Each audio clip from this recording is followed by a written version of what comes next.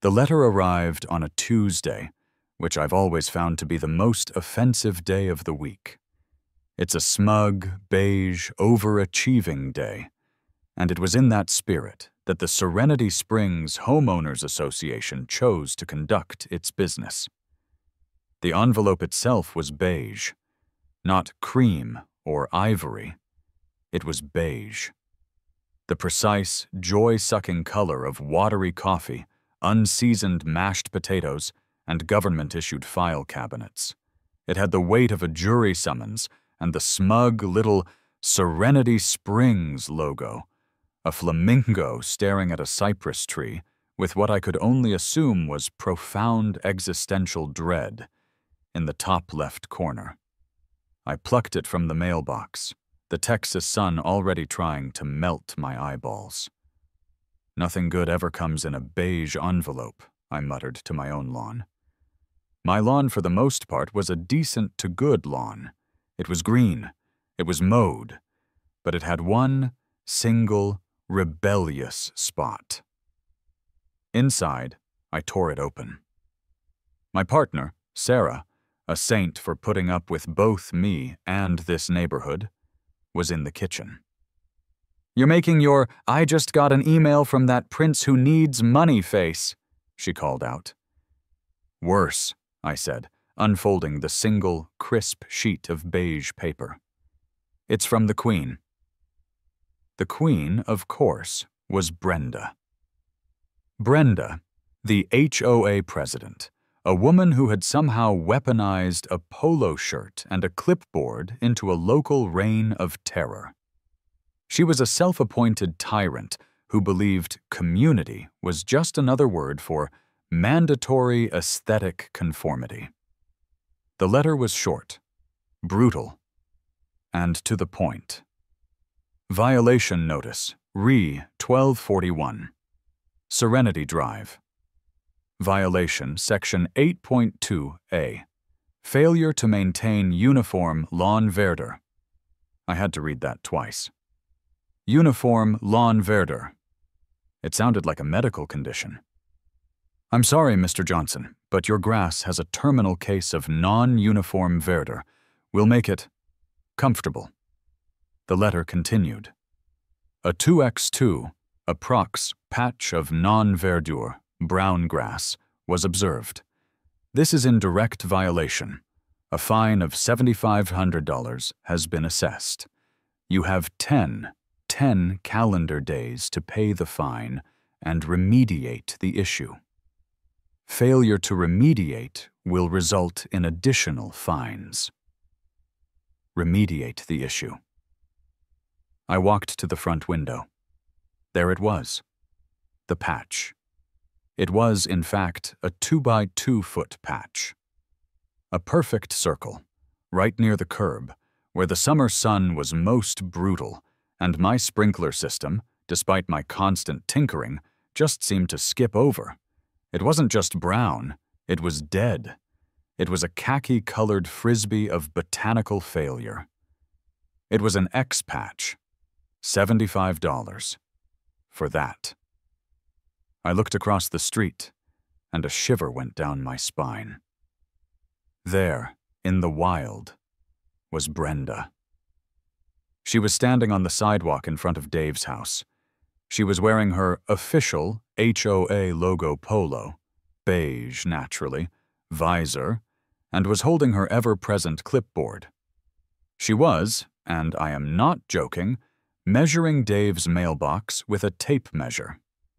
She finished, made a sharp, satisfied tick mark on her clipboard, and then looked up. She saw me.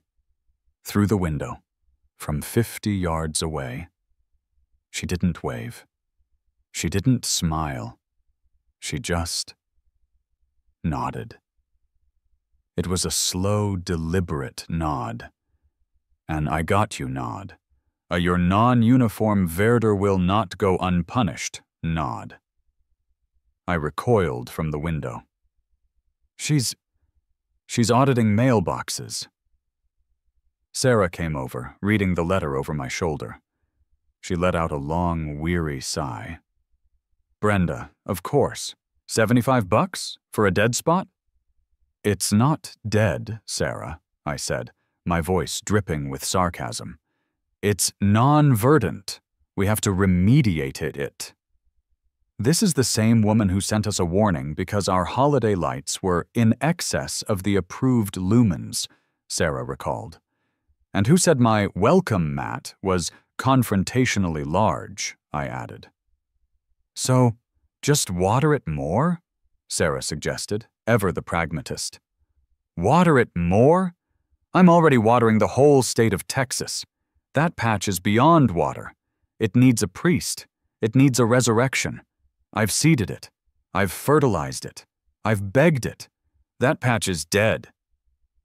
Well, Sarah said, patting my shoulder. You have 10 days. Just go buy a square of sod from Home Depot. Don't do anything stupid, Mike. She walked back to her home office, leaving me alone with the beige letter. Don't do anything stupid. I looked back out the window. Brenda was now photographing Gary's lawn gnome, possibly for being too whimsical. Remediate, I whispered to myself. She didn't say fix. She didn't say replace. She said remediate. A slow, terrible, magnificent idea began to form in my brain. Oh, I was definitely going to do something stupid. My first instinct, the one Sarah would have approved of, was to just go buy the sod. It would take an hour.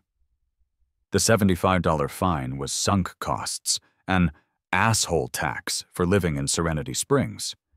But the nod, the I got you nod, that's what stuck in my craw. My second instinct, the one I decided to follow, was to reason with her. This, in hindsight, was even stupider than my eventual glorious plan. You can't reason with a force of nature. You can't reason with a hurricane, or a tidal wave, or a 5'4" woman in a beige polo who has tasted the sweet, intoxicating nectar of absolute power. I saw her finishing up her audit of Dave's gnome. The charge, I later learned, was unapproved whimsical structure. She was moving on to Gary's wind chimes, which were apparently creating an unserene auditory environment. I took a deep breath, walked outside into the oppressive heat, and jogged across the street. Brenda! Hey, Brenda! Got a second? She stopped. She turned. She didn't have a happy-to-see-a-neighbor face. She had an "a serf is approaching the throne" face. She physically put a hand up. Michael, she said, her voice a low, flat monotone. She always called me Michael, which I hated. I am in the middle of official HOA business. You can submit a query through the online portal. The portal? Brenda, I live right there. I just want to talk to you for a second about the letter. She sighed, a put-upon martyr's sigh. Fine. What is the nature of your query? It's about the non-uniform verdure. The brown patch, yes. A clear violation of Section 8.2a. You have 10 days. She started to turn away. Whoa, hold on, I said, trying to keep my voice light. Brenda, come on. It's one spot. The sun is just... It's the sun. It's Texas. It's brutal. Can't I just get a warning? I'll reseed it this fall when it's not 1,000,000 degrees. Brenda turned back, and her eyes were like 2 ice chips. She pushed her visor up, as if to get a clearer look at the peasant daring to question her decree. A warning? Michael? She said my name like it was a piece of trash she'd found in her shoe. A warning is how neighborhood decay begins. Do you know what starts with just one spot? Do you? I was pretty sure I didn't want to, but I was in this deep. 2 spots? She ignored me. First, it's a brown patch. Then it's weeds. Then it's a car up on blocks in the driveway. Then it's people from that side of the highway parking their commercial vehicles on our streets overnight. I blinked. People from that side of the highway? We lived 2 miles from that side of the highway. It was where normal people lived, people who didn't have bylaws about approved mailbox finishes. "We have standards, Michael," she hissed. "Standards that you agreed to when you bought your home. Standards that protect our property values. You're a graphic designer, aren't you? You work from home. You, of all people, should appreciate aesthetics." It was a low blow. She was using my own profession against me. "Brenda, it's a patch of grass." "And it's Mike," I added, my patience finally snapping. "Not Michael. Only my parole officer calls me Michael." Her face, already pinched, tightened into a perfect, joyless knot. "That's not funny. The bylaws are explicit. You have 10 days to remediate the violation. Pay the fine, fix the patch, or the fines will double, then triple. We can and will put a lien on your property if you choose to be non-compliant." She didn't wait for a response. She just turned, her clipboard held high, and marched down the sidewalk to continue her reign of terror against Gary's wind chimes. I stood there on the sidewalk, vibrating with a level of petty rage I hadn't felt since college. A lien. She'd threatened a lien on my house over a dinner plate of dead grass. I walked back to my porch, the word remediate echoing in my head. Remediate the issue. She hadn't said fix the grass. She hadn't said replace the sod. She said remediate the issue. The issue, as she'd defined it, was a brown patch. "Okay, Brenda," I said to my front door. "You don't want a brown patch? Fine." I went inside, sat down at my computer, and looked up the official definition of remediate.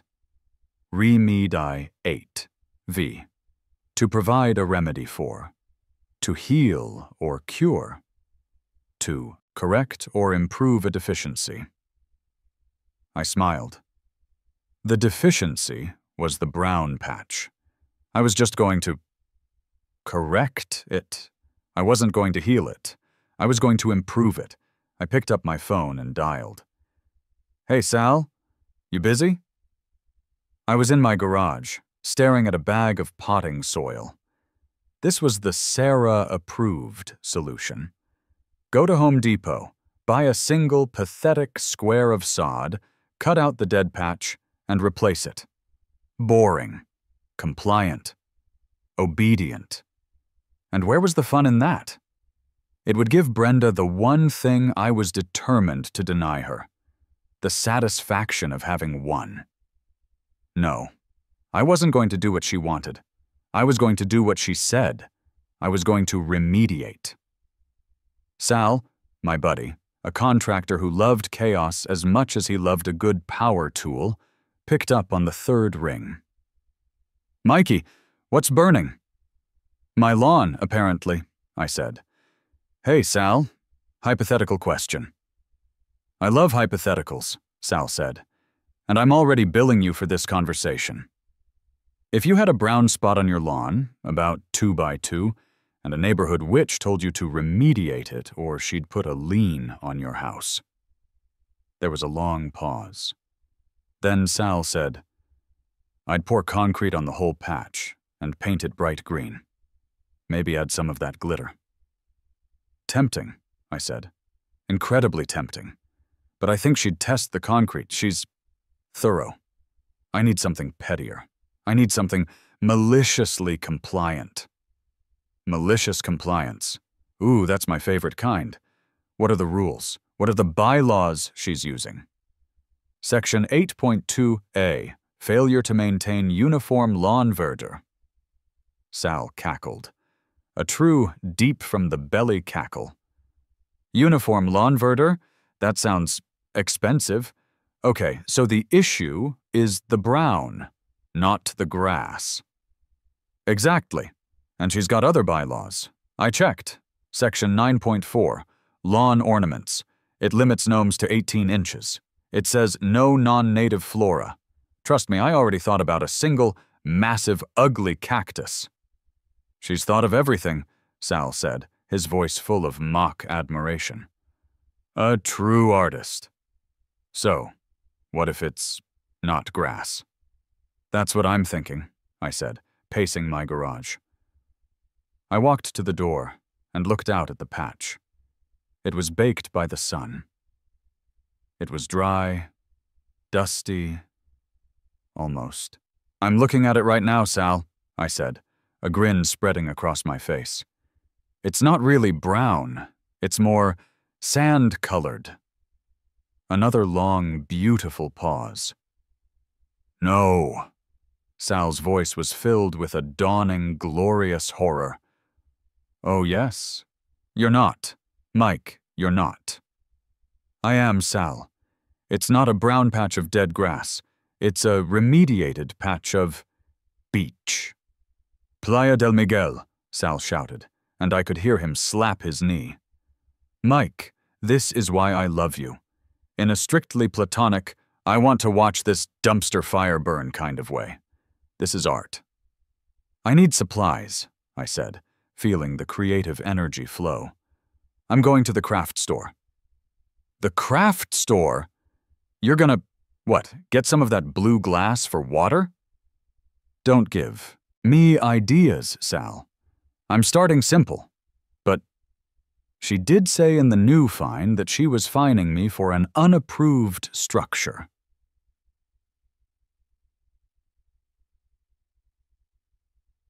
You need a contractor, Sal said, his voice turning serious. You need a consultation, to make sure your remediation is up to code. I think I do, Sal. I think I do. I'll be by, after you've procured the materials. I hung up, grabbed my keys, and drove to Hobby Lobby, a man on a mission. I've never felt more conspicuous in my life. I'm a 38-year-old guy, and I spent 45 minutes in the fairy garden and dollhouse aisles. I was a giant in a land of tiny, whimsical crap. A cashier asked me if I was finding everything okay. Yes, thank you, I said, holding up 2 different-sized Adirondack chairs. I'm really torn. Do you think the seafoam mist or the Nantucket blue better complements a non-verdant lawn? She just stared at me and walked away. My final haul, which I paid for in cash like it was drug money, was 1 10-pound bag of pristine, brilliant white craft sand, 1 6-inch-tall beach chair, I went with Nantucket blue, 1 5-inch-tall beach umbrella, a hideous, glorious yellow and white stripe, 1 tiny red plastic cooler, 1 2-inch Gone Fishin' sign from the fairy garden section, a bag of tiny, polished blue glass stones. Sal's idea was too good. Was I spending $40 to avoid a $75 fine that I still had to pay? Yes. Yes, I was. But as I'd told Sal, this wasn't about money. This was about art. This was about remediation. This was about verdure. I drove home, whistling, my tiny bag of spite sitting on the passenger seat. I waited until dusk. This felt appropriate. This was an operation that required the cover of partial darkness. Sarah was on a Zoom call with her office, the door firmly shut. "Don't do anything I wouldn't do," she had called out. "That leaves the door wide open," I'd yelled back. First, I prepared the site. I went out with a shovel and cut a perfect 2-by-2-foot square around the dead patch, removing the sad brown turf. I was left with a perfect square of dark Texas soil. Then, the materials. I poured the white craft sand into the square, leveling it perfectly with a piece of 2x4. It was shockingly beautiful. A brilliant white square of beach in my otherwise mostly green lawn. Then, the mise en scène. I planted the yellow and white umbrella firmly in the deep sand. I angled the Nantucket blue Adirondack chair to get the best sun. I placed the tiny red cooler right next to it.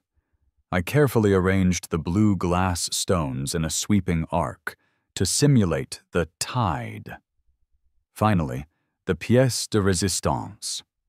I planted the Gone Fishin' sign at a jaunty angle. I stepped back. I crossed my arms. It was magnificent. It was the tackiest, most glorious, most passive-aggressive piece of landscaping in the history of suburban warfare. It wasn't a brown patch anymore. It was Playa del Miguel, the world's most exclusive and smallest beach resort. I went to bed that night with the giddy anticipation of a child on Christmas Eve. The next morning, I was up at 6:00 a.m. I made coffee, sat in my living room with the lights off, and just watched. At 7:15 a.m., the first sighting. It was Gary, walking his golden retriever, Thor. Thor, as always, beelined for my mailbox. Gary was half asleep, scrolling on his phone. Thor stopped at the patch. He sniffed the tiny chair. He sniffed the tiny sign. Gary, yanked to a halt, looked up. "Thor, what's the—" He stopped. He just froze. He stared at the tiny beach. He looked at his dog. He looked at my house. He looked around the empty street as if to confirm he was in the right reality. Then he saw me, a silhouette in the window. He didn't laugh, not at first. He just processed.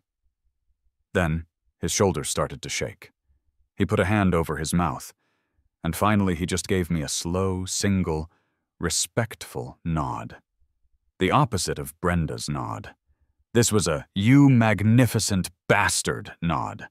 He gave a sharp tug on Thor's leash and hurried off, his shoulders still shaking. One down. At 10:00 a.m., right on schedule, the main event. Brenda was on her morning patrol, clipboard in hand, visor secure. She marched down the sidewalk, her eyes scanning left and right. She was a T-Rex, sensing non-compliant movement. She passed Dave's house. She passed my driveway. She was at the patch. She stopped. Dead. It was a full-body system crash. Her feet stopped, but her top half seemed to keep going for a second. She took one step back. She tilted her head. She put a hand on her visor, as if the sun was playing tricks on her. I saw her jaw working from 50 yards away. She looked at my house. She looked at the beach. Back at my house? I saw the exact moment confusion turned into pure, unadulterated rage. Her face, which I'd seen as a pale parchment, turned into a deep eggplant. She didn't walk.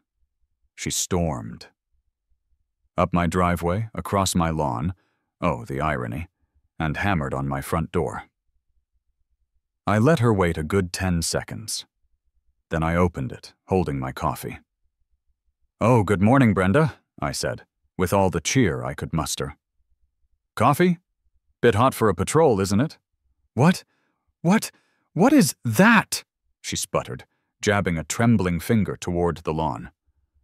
"Oh, that?" I said, looking over her shoulder. "That's my remediation." Your My remediation," I said, taking a sip of coffee. "You told me, in writing, to remediate the issue. The issue was a brown patch, so I remediated it. It's no longer a brown patch. It's a beach. You're welcome. That is the... tacky... You can't... This is a violation, she shrieked. The serene mask was gone. This was pure, uncut Karen. Is it? I said, feigning confusion. I reread the bylaws this morning. Section 9.4, Lawn Ornaments. It limits gnomes to 18 inches. That chair is 6 inches. Max. It says no non-native flora.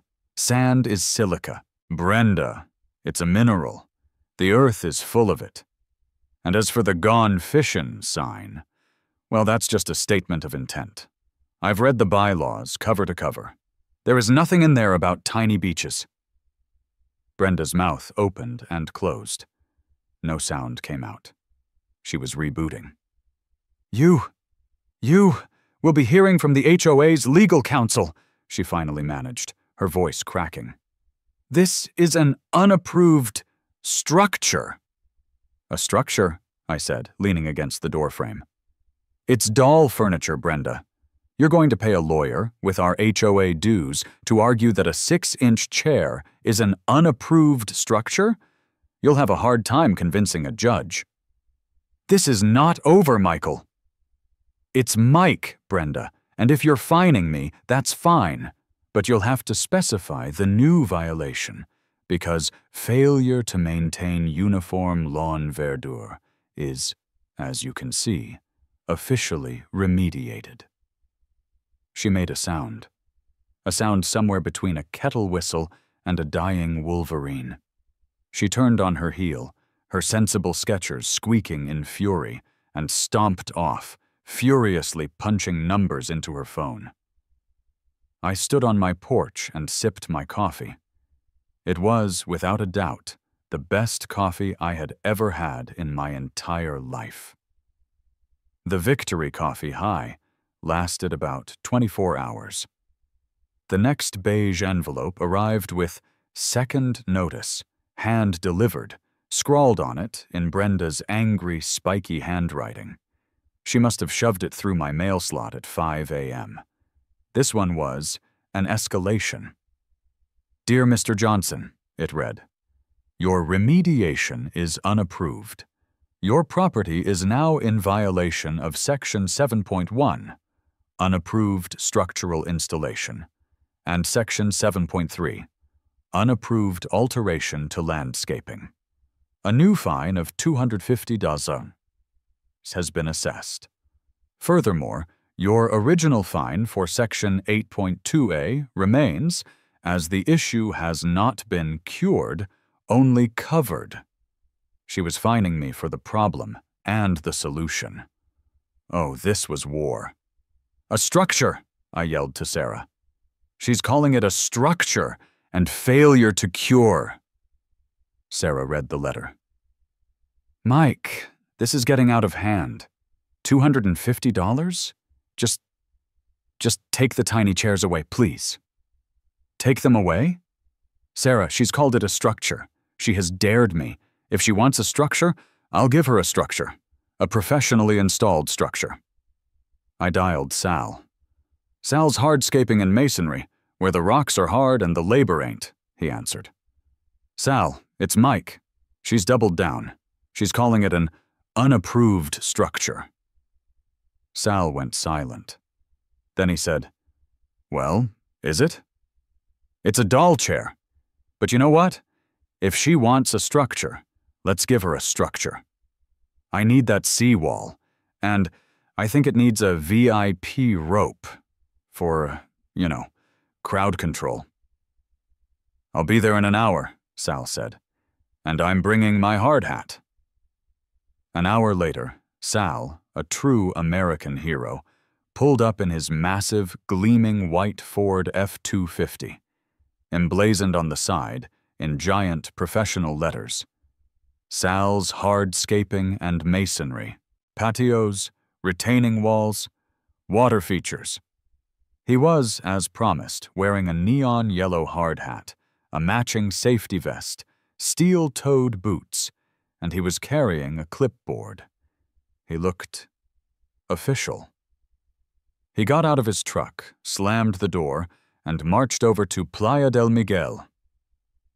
I was on the porch, watching. "All right, Mike," Sal bellowed, loud enough for the whole neighborhood to hear. "I've surveyed the site. We got some serious drainage issues on the northeast corner, and the substrate is, well, it's grass, but I think we can make it work." He pulled a full-sized 4-foot level from his truck. He laid it across the 2-foot patch of sand. He squinted. "Yeah, she's not level.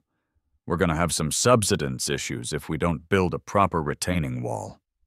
He then proceeded to pull a box of 4-inch white marble pavers from his truck, and with the focus of a surgeon, began meticulously placing them around the sand patch. He was building a tiny 4-inch high sea wall. This, apparently, was too much for Brenda. The unlicensed construction was the final straw. She must have been watching from her window, because 5 minutes later, I heard a different, more ominous sound. A siren. A Serenity Springs squad car rolled up. Not one, but 2 officers got out. One was older, with a mustache and a seen-it-all weariness. The other was a rookie, looked about 19, and was trying to look tough. Brenda was already on her lawn, vibrating like a plucked guitar string. "Officer, officer, thank God, he's building! He's building without a permit! It's an unapproved structure, and this man is doing unlicensed construction on an unapproved site." The older cop, whose name tag read Miller, sighed. He adjusted his belt. "Ma'am, you called 911 for a building site?" "Yes, officer, arrest them. They're mocking the bylaws. They're mocking me." "Ma'am, mocking the bylaws is not a criminal offense," Miller said, rubbing the bridge of his nose. He and the rookie, Davis, walked over. They looked at Sal, who was now on his hands and knees, using a tiny trowel to grout the pavers with more sand. They looked at the tiny beach chair. They looked at the Gone Fishin' sign. They looked at me, standing on the porch, sipping what was now an iced coffee. Miller stared at the scene. He looked at Sal. He looked back at the scene. "Sal? Is that you?" Sal, a master of improv, looked up from his work, shielding his eyes. "Hey, Officer Miller, how's it hanging? Just doing a little pro bono work here. Client's got a non-compliance situation. Gotta make sure this seawall is up to code. Don't want the, tiny tides to cause any erosion, you know? Liability." Officer Davis, the rookie, made a sound like a choked-off snort. He turned away, pretending to check his radio. "Sal," Miller said, his voice flat. What are you doing?" "Just hardscaping, sir. Client's request, and—" Sal pulled something out of his pocket. It was tiny, brass-colored stanchions, and a piece of red velvet thread. "Just installing the crowd control measures. This is a VIP-only beach." Brenda, seeing her authority slipping away, went nuclear. "Officer, this is not funny. This maniac is violating Section 7.1 and 7.3. I demand you cite him." Miller looked at Brenda. He looked at me. He looked at Sal's handiwork. "Ma'am," Miller said, with the infinite patience of a man who has dealt with this his whole career. "This is a patch of sand. It's landscaping. It's not a structure until it has a foundation and, is big enough for a person. You can't get a permit for this." But, he's a contractor," Brenda sputtered. "Just trying to remediate, officer," I called from the porch. "Like I was told, just curing the deficiency, making it harmonious." Miller's mustache twitched. "Ma'am, this is an HOA matter. It's a civil issue. Please, for the love of God, stop calling 911 unless someone is, you know, not tiny." He tipped his hat. "Have a good day, gents. Sal," he looked at the tiny, perfect seawall. "Nice grout work." "Just doing my job, officer," Sal said, tipping his hard hat. The cops got back in their car. Officer Davis was visibly laughing as they pulled away. Sal finished his work, installing the tiny velvet ropes. He packed up his level, his trowel, and his extra pavers. He knocked on my door. "That'll be one 12-pack, Mike," he said, wiping his brow. "Premium." "You're a legend, Sal," I said, handing him a $20. "This is for the consultation fee." We looked across the street. Brenda was gone. Her front door was shut. The blinds were drawn. It was the first time I'd seen her patrol cut short. The tiny beach now had a 4-inch marble seawall and a VIP entrance. It was, I had to admit, structurally sound. The cop incident was a watershed moment. It was no longer just Mike's weird thing. It was now the Great Serenity Springs standoff of 25. The story had gone viral in the neighborhood. The private HOA Facebook group, which Brenda usually ran with an iron fist, deleting non-constructive posts, was in absolute chaos. Someone posted a picture of the cops at my lawn with the caption, "Brenda actually called the cops over a doll chair. What is happening?" Brenda, in a panic, posted a long, caps lock-filled tirade. "Dear neighbors, 1241 Serenity Drive is in gross violation of our bylaws. The police were called to document an unlicensed, unpermitted structure. This is a serious matter that affects all of our property values." The first reply was from Gary, the dog walker. "Honestly, Brenda, I think it's festive. Does Playa del Miguel have a tiny liquor license? Asking for a friend." The second reply was from Dave, the gnome owner. "So, my 20-inch Norman the gnome is a violation, but this is a structure. I'm confused. I'm just going to tell everyone my gnome is a remediation for an empty flower bed from now on." Then, the tiny rebellion began. 2 days later, Gary, whose lawn was immaculate, put a tiny "No lifeguard on duty" sign next to a sprinkler head. Dave, whose gnome had been fined, built a tiny rock-climbing wall out of pebbles and glued it to the side of a large HOA-approved landscaping boulder in his yard. A woman down the street, who had been cited for her aggressive red petunias, put tiny "Keep Out" aggressive flora signs in front of them. The neighborhood was dotted with tiny, passive-aggressive acts of defiance. Brenda was losing. And when a tyrant loses, they don't go gracefully. They go nuclear. A new beige envelope appeared. This one was delivered via certified mail. Official summons. Emergency HOA board meeting. It was a summons to an emergency meeting on a Thursday night. The board will hear testimony and vote on resolutions concerning the violations at 1241 Serenity Drive, up to and including the placement of a property lien to cover all outstanding fines and legal fees. She was going for the lien, for real. "Well," said Sarah, reading the summons, "this has escalated. Are you finally going to just give in?" I looked at the summons. I looked at Playa del Miguel, now a shining beacon of hope and tiny protest. "Give in?" I said. "I'm just getting started.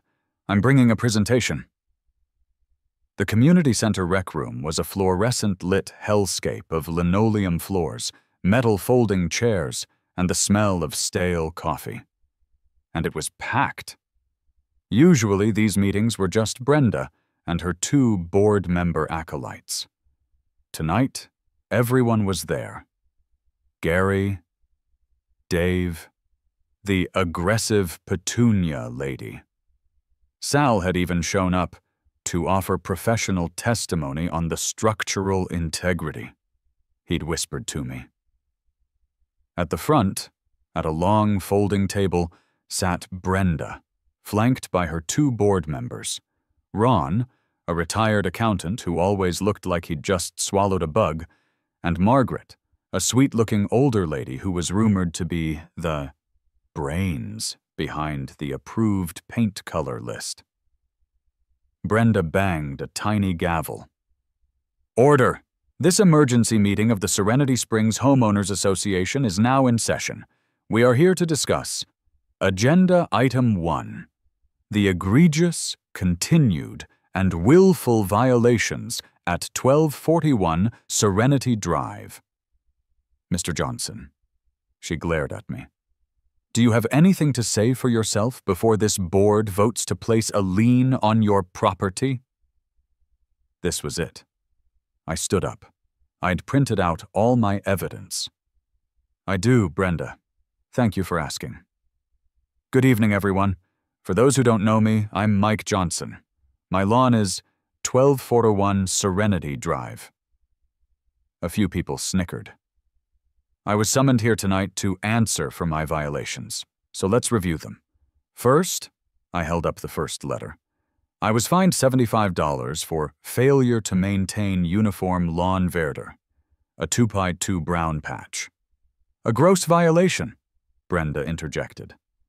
"A brown patch," I continued. "I was told to remediate the issue." So I did. I held up a large, glossy 8x10 photo of Playa del Miguel, pre-sea wall. I remediated the brown patch into a sand patch. I cured the deficiency. I improved it. It was no longer brown. "It's an eyesore!" Brenda yelled. "That," I said, "is a matter of opinion." But then I was fined again. I held up the second letter. $250 for an unapproved structural installation and failure to cure. This is my question for the board. How can I be in violation for both the problem and the solution? How can I fail to cure the brown patch when the brown patch is gone? And how can I be fined for the remediation you demanded I perform? "You were supposed to put sod down," Brenda yelled, her face getting splotchy. "Were I?" The letter said remediate. It did not specify the materials. I read the bylaws, all 84 pages of them. I still have not found the bylaw that prohibits miniature beaches. Dave, from the crowd, yelled, "That's true! I looked too!" I continued. "And when I was fined for the structure, I did what any responsible homeowner would do. I hired a licensed contractor." I gestured to Sal, who tipped a fictional hat, "to inspect the site and ensure its safety. He installed a seawall and VIP ropes to, protect the property values." The room was trying and failing to hold back laughter. "Brenda," I said, turning to her, "you called the police on my contractor. You are threatening to put a lien on my house for a doll chair, a 6-inch tall doll chair." Gary stood up. "She's right. Wait, no, he's right. Brenda, you fined me $50 last month because my recycling bin was visible from the street 10 minutes past the 6 p.m. deadline. It's insane!" The aggressive Petunia lady stood up. "And my petunias, you said they were not serene." The room was turning. Brenda was on the ropes. "This is not about petunias," Brenda shrieked, banging her gavel. "This is about anarchy. If we let this," she pointed at my photo, "stand, then what's next? Cars on lawns? People painting their houses purple? Actually, I said, pulling out the 84-page bylaw book, Section 12.4 states that we can paint our houses purple as long as it's Prism Tone 408B, muted lavender. But I digress. My point is, I said, I read the charter. Our HOA charter. And in Article 2, it says the goal of the HOA is to promote community harmony. And I ask you, board, is fining people $250 for a tiny beach harmonious? Is calling the cops on your neighbors harmonious? Is threatening liens over gnomes and wind chimes harmonious? The room was dead silent.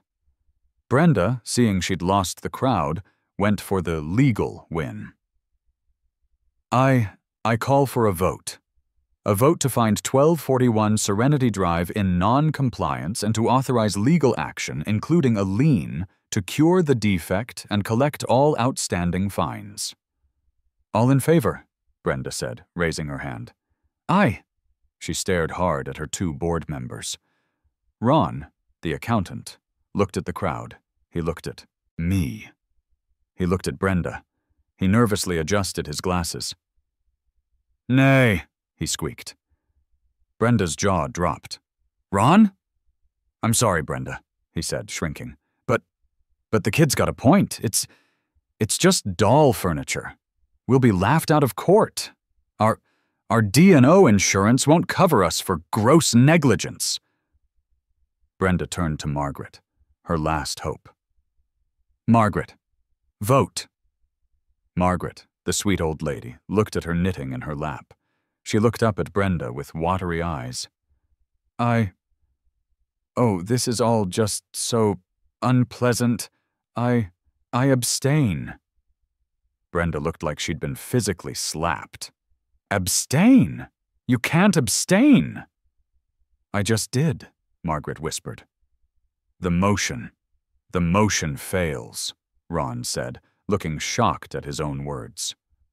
One aye, one nay, one abstention. The motion is tabled indefinitely. The room erupted. People were cheering. Sal was giving me a high five. Brenda just sat there, her face a mask of frozen rage, her gavel clutched in her white-knuckled fist. She banged it once. Meeting adjourned. She gathered her papers and stormed out of the rec room.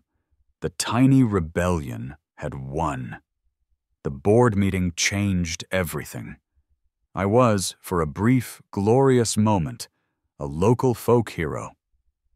The Remediator, Gary started calling me. People would walk by my house, give Playa del Miguel a little salute, and give me a wave.